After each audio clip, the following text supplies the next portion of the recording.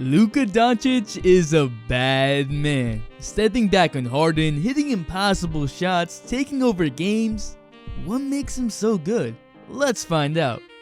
What is up, dudes, dudettes, ballers, players? It's your boy MJ. I hope y'all had an amazing Christmas, cause we were treats to some amazing games. Luka might have not been playing, but I definitely want to break him down cause he's been taking the league by storm. I'm gonna try to upload another breakdown tomorrow and another video Friday cause you deserve the most, so stay tuned for that.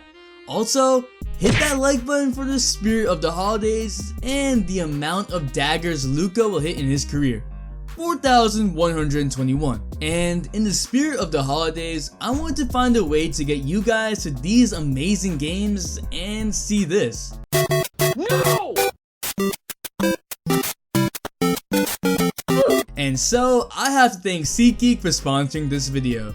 SeatGeek has really helped this channel out through all the copyrights and can really help y'all out. SeatGeek is a ticketing app for sports, concerts, and events. It gives you a rating on the seat you're getting, red being a bad deal and green being a great deal. You can even see the view you're getting straight from the app, so you can see Luka destroying Harden. So use my code ALLDAY for $20 off your first purchase, and supporting them helps support me. So check out SeatGeek. They're seriously a good app and I've used them before, so I can vouch for them. They definitely deserve a shot, so check them out. Now that I got the YouTuber out of me, let's get into it. I said before that the Hawks were the biggest loser in the draft because they didn't get more for Luka. Luka has already been a Euroleague MVP at the age of 19, and now he's showing the NBA what made him exactly that. I think people knew that he would be more of an NBA ready prospect and that Luka's passing vision was already impressive, but what's got everyone shook is how he can take over games, and that's what separated him and earned him praise from other NBA stars. Like when he scored 11 straight points to lift the Mavericks over the Rockets. Having that mental fortitude and that killer instinct was developed in the Euroleague when he, as an 18-year-old, was going up against grown men and had the responsibility to run an offense. I just love that about him. I got a soft spot for players who have that mentality. He's hit clutch shots in important games in the Euroleague, and that confidence has carried over. But I think everyone can see that with his celebration. His step back has been better than advertised, and that's because his footwork is downright amazing. He attacks the leading foot, causing the defender to cross feet, and then steps back at the right time. You can see his footwork on shots near the paint, and you can see what he does beyond the paint, like what he did to Kyrie. But all of these things, all of his footwork, his confidence, his ability to take over games, all relies on an underrated skill of his amazing balance. Luka Doncic is 6'8", and yet no matter how quickly he's moving, no matter what type of shot he's taking, he's always balanced. It's uncanny how he can stay this balanced on a step back or this balanced on a falling away jump shot. As a 6'8" guard, Doncic has been immovable. He's always able to square his body to the basket and always able to get the shot he wants at the pace he wants. No one can really get him rushing because he's always in control and has the confidence that he can get up a good shot from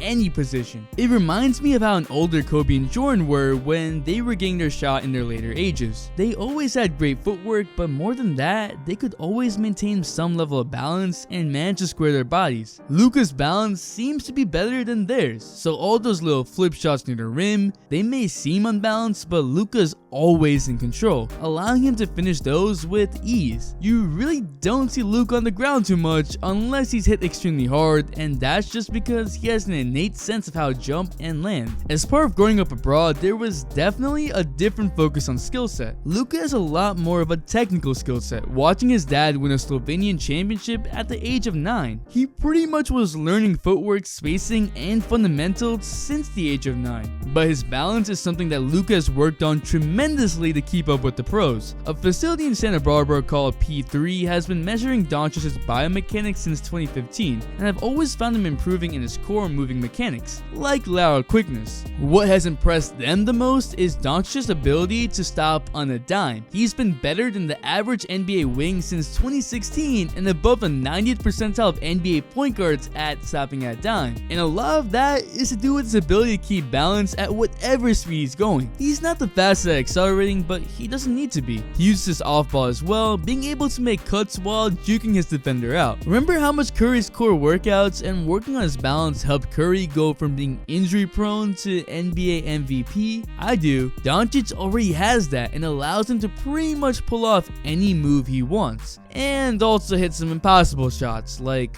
wow. That's what makes Luka Doncic so special. His professional experience and the confidence he gets from it are amazing, but his balance and ability to stop on a dime are out of this world. There's something that can be heavily relied upon and are constant. I'm so excited to see how he continues to grow and how he'll get better, and more so, the fact that Euroleague players are able to show their skills in the NBA. It opens up new avenues for international players. I was not one of those guys who doubted Luka and thought he would be pretty impressive, but I didn't think he would be like this. But what do you think? How good will Luka Doncic be? And will he win Rookie of the Year? I'm so excited to being able to upload more for you guys. I'm going to try to upload tomorrow, and if I can't, I'm definitely going to be uploading Friday. So subscribe for more stories and breakdowns like these. Drop a like for this shot. You know you want to. The Instagram shout of the day goes to Hoops Only, and the all-day notification shout goes to Code 8 Films. Thanks for the all-day support. Make sure to bell for all-day notifications, and if you're not a sub, hit that subscribe button to join the all-day community for more fire content and all-day support. It's your boy MJ. We out. Okay, just hop in my spaceship now.